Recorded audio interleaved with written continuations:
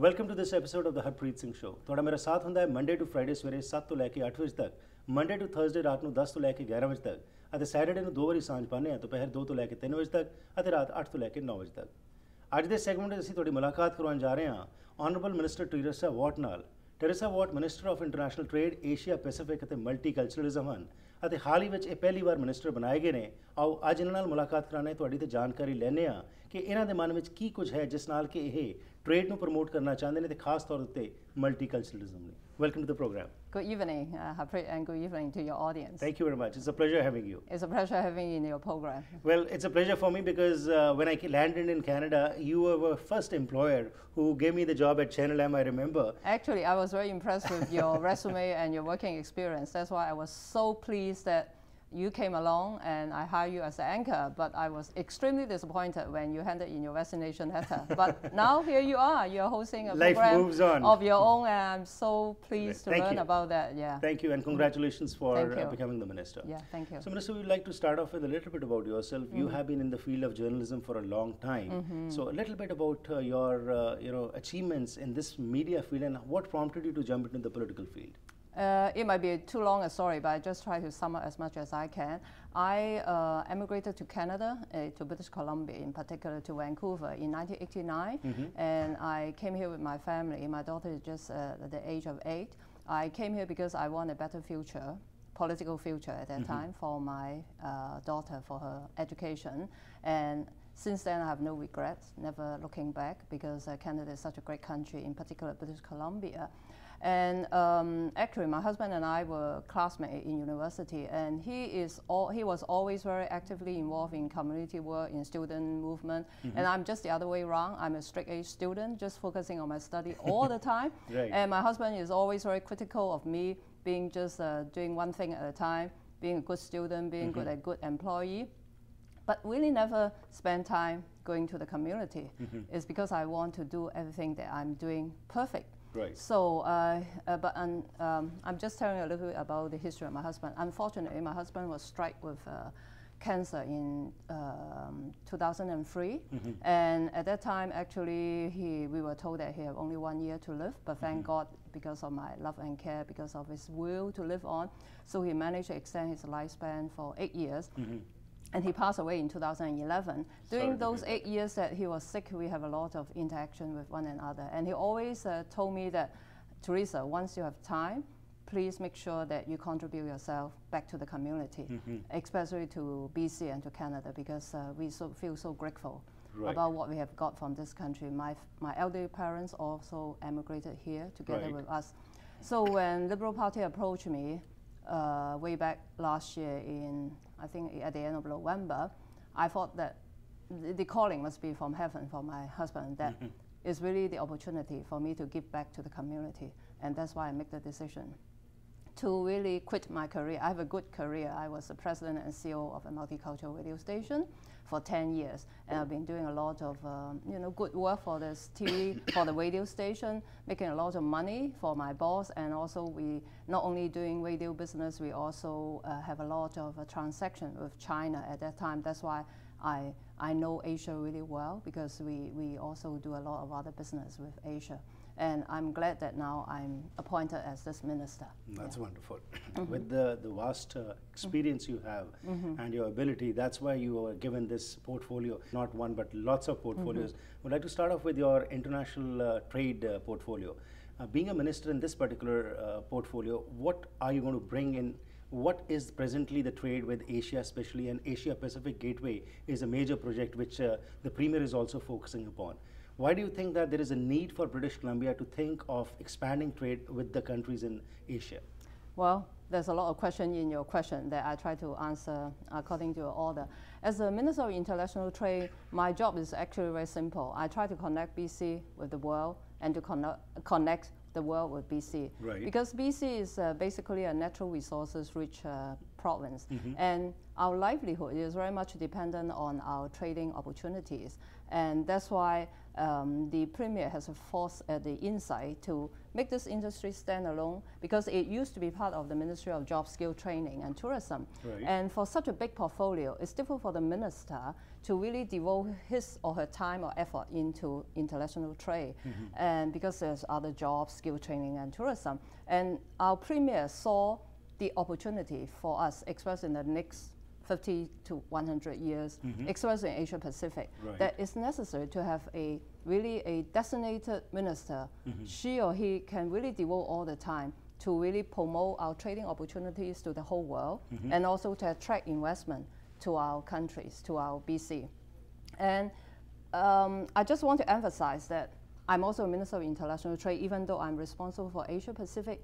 It doesn't mean that we forget about our traditional trading partners, because we used to have our close trading relationship with USA and in Europe. We still value these two traditional partners because it's important, because actually 60% of our export are into USA even now. And so we need to continue to preserve that base. But at the same time, because the world economy is changing, in the last decade, Asia has really emerged as one of the most fastest growth economy in the whole world. And Canada, if we continue to, in particular British Columbia, we want to maintain our living standard and to upgrade our living standard, we have to move with the times. And BC has a benefit of being geographically located on the other side of the Pacific Rim. And we have the greatest advantage. Just so you an example, the shipping journey between North America and Asia, in particular China, we have the shortest journey. We cut down by 2 days. That really helped us.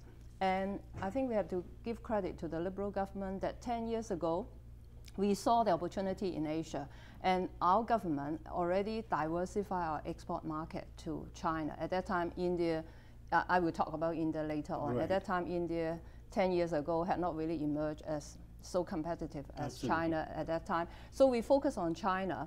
And cite you the lumber industry as example. 10 years ago, 80% of our lumber industry were exported to USA. Up to this stage, today, 40% of our lumber export are to USA and 40% to China. And it's because of our diversification, our market diversification policy.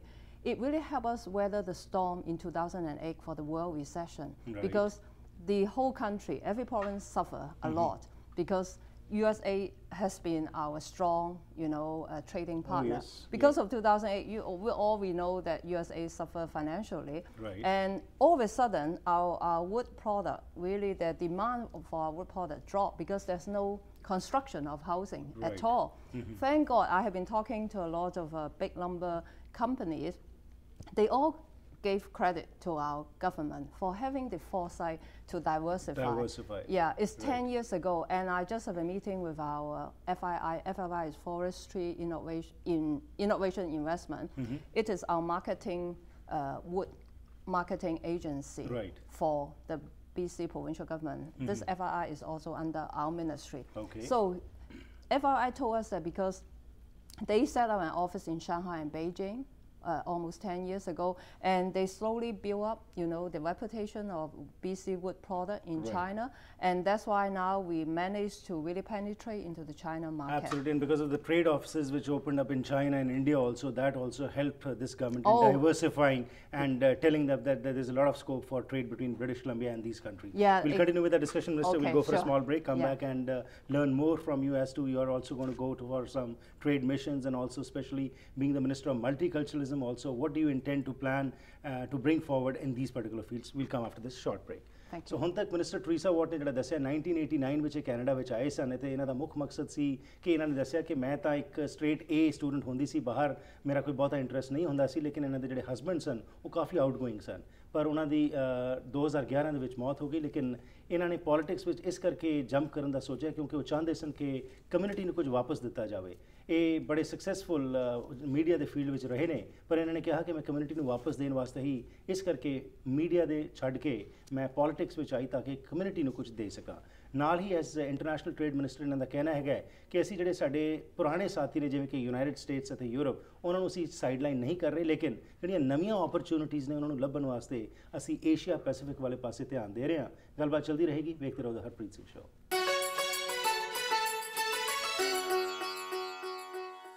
Once again, welcome back to the program. Minister Teresa Wat, ਜਿਹੜੇ ਕਿ Minister for International Trade, Asia Pacific ਅਤੇ ਮਲਟੀਕਲਚਰਲਿਜ਼ਮ ਹਨ, ਸਾਡੇ ਨਾਲ ਗੱਲਬਾਤ ਕਰ ਰਹੇ ਨੇ ਅਤੇ ਬ੍ਰੇਕ ਤੋਂ ਪਹਿਲਾਂ ਇਹਨਾਂ ਨੇ ਜਿਹੜੀ ਟ੍ਰੇਡ ਦੇ ਬਾਰੇ ਗੱਲਬਾਤ ਕੀਤੀ ਸੀ, ਆਓ ਕੁਝ ਹੋਰ ਇਨਫੋਰਮੇਸ਼ਨ ਲੈਂਦੇ ਹਾਂ। So before the break, like you were mentioning that not sidelining the traditional partners, but you're opening up new doors for trade between India, China and other countries in the Asia Pacific zone. So let's talk a little bit about India, Minister. Yes. I remember that the previous government, of course the Liberal government, had opened up some trade offices in Mumbai and Chandigarh and other places. So how has that helped, and also has the trade increased during this period? Actually, we are applying the success of our China trade penetration to India. Okay. Now, actually, India is just like China 10 years ago, and that's why just last year we double our, not only double, actually we triple our presence in India. Our trade and investment representative in India, we used to have only one trade office in India, it's Bangalore, and then last year we had Mumbai and Chandigarh, and now we have 3 offices in India. That really itself shows how much we value India, because India will be playing a very significant role in the world economy in the next 50 so to Minister, 100 years. That's true, right? You say it's going to play a dominant role. China and India are major economic forces which need to be reckoned with. But with the opening of these trade offices, does the volume of trade also show that there is some I have increase? the figure to show to you, because in the first 8 months of this year, our trade to India increased by 28.9%. 28.9%. 28.9 is a huge, almost 30% compared with the same period last year. Right. That shows that our presence there helped, because our trade and investment representative in India, the same as all our representatives in all over the world, in China, Korea, Japan, Europe, and USA, they have been trying to attract investment to come to BC, and they are also promoting our trade, all our products and our services to their country. So our staff have been having a lot of on-the-ground expertise, and just recently we attended the largest India food and beverage exhibition in India with about over 20 BC companies attending. And that one we managed to, I'm sure there will be a lot of contract coming our way, because we showcase our food and beverages. And this is the kind of example that we are talking about. Okay. Trade missions are taken by the governments to various countries. How do you think, why is it important to take such kind of trade missions? And also, do you plan to go on such any of this trade mission in the future? Trade missions are very important, because it's like any company, even Coca-Cola, if I can mention the name. They are such a well-known brand, and yet they keep advertising. The same as for BC, because the world is so competitive that BC, in the bigger picture, we are nothing. We have to recognize the fact that BC is just one province of the 10 provinces in Canada, and so many countries in the world, especially all the country, the European country, USA and South American, African country, they all look to Asia Pacific, especially to India and China, because they have the fastest growing economies. So we need to keep reminding our priority markets, including India and China, Japan and Korea, that BC is existing. We have all the best quality natural resources available for them, especially India and China, because they have over 1 billion population. They have a huge demand for natural resources. They want the clean energy, and we are developing our liquefied natural gas. And LNG is going to be the future cleanest power in the whole world. So that's why we have to keep having this kind of trade mission. This year, Premier Christy is planning to go to China, Korea, and Japan on the 21st of November. And this year, she's not going to India yet. I'm sure India will be one of the country that we will visit in the years ahead. And I will go with Premier Christy Clark to China, because given my background as a Chinese, descent, and my knowledge understanding about the complexities, I and totally understand how the government works, the culture. And this year, I just focus on China first, and next year I will focus on other Asian markets. And after I accompany the Premier to Chengdu, Chongqing, and Beijing, I will go on my own trade mission as well. Wonderful. And I will keep, promoting our products, keep building that kind of government-to-government relationship, and that will really open the door to other businessmen, because we, as you know, coming from India, government-to-government relationship is extremely critical for opening the door for other business to come in place. Yeah. Canada is a multicultural country, and again, BC is a major hub for all cultures, and that's a wonderful thing which we have over here. So as Minister of Multiculturalism, every November you celebrate a Multiculturalism Week also. But Minister, my question to you is that while we are proud of our culture, we should be proud, but also that kind of mixing of all the cultures is not to that extent. With your experience having worked at a multicultural channel, rather you are the one who started this channel where different cultures came together. So are you also planning in the near future that we also have, apart from those celebrations, also intermingling with each other, understanding each other, because that's how we can make British Columbia and Canada stronger? I fully agree with your viewpoint. I think it's not helpful for any country to have different silo of culture. I remember when I first started in Channel M, I make it a point to talk to my Punjabi staff, my Cantonese staff, my Mandarin staff that here you are used to work in a different language environment. Now we are having a multicultural, and we also have a Tagalog and Korean, I forgot to mention. I told them that from now on, our language of communication has to be in English.